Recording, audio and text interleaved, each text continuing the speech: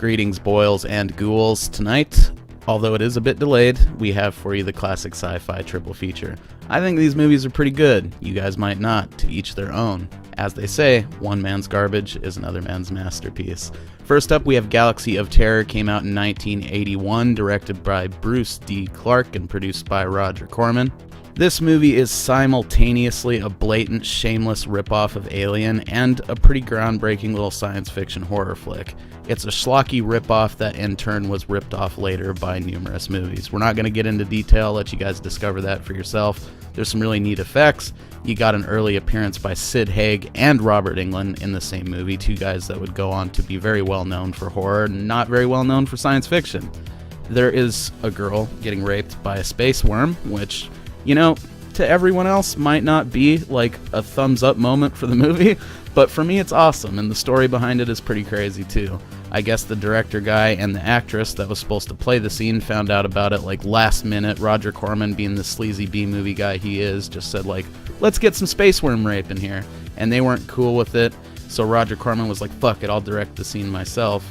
He convinced the girl to do part of it. They did hire a body double, but she ends up being the one that's in most of the scene anyways. So it's pretty grimy, but it adds a cool little almost exploitation flick quality to the movie for a moment.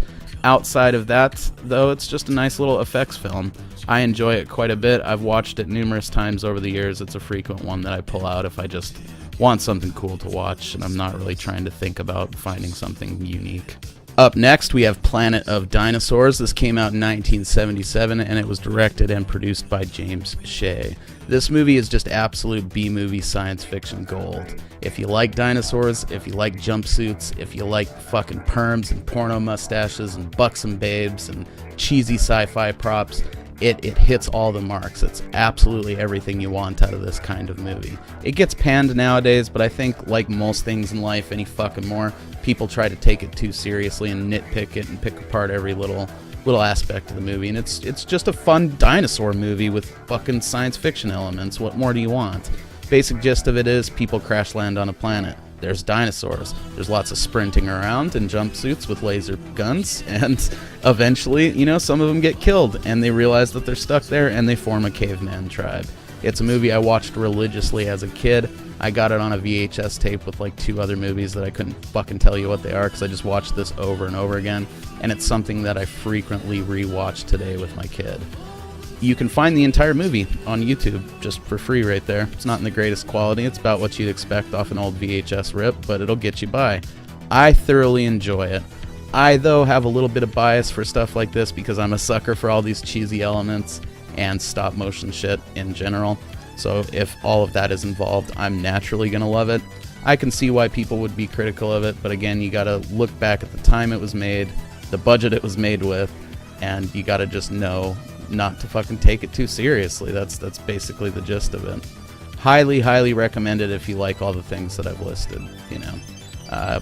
You could argue that these aren't necessarily classic sci-fi films in the standard sense, but to me they are. And our next film, Night Beast, is another example of what I consider to be classic B-movie sci-fi action.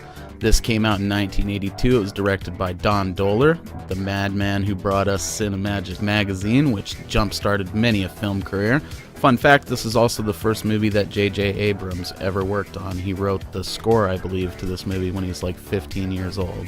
It's about as rudimentary of a sci-fi film as you could get. You know, alien crash lands, starts attacking this town. There isn't people there because there's been like some gas leaking or something like that.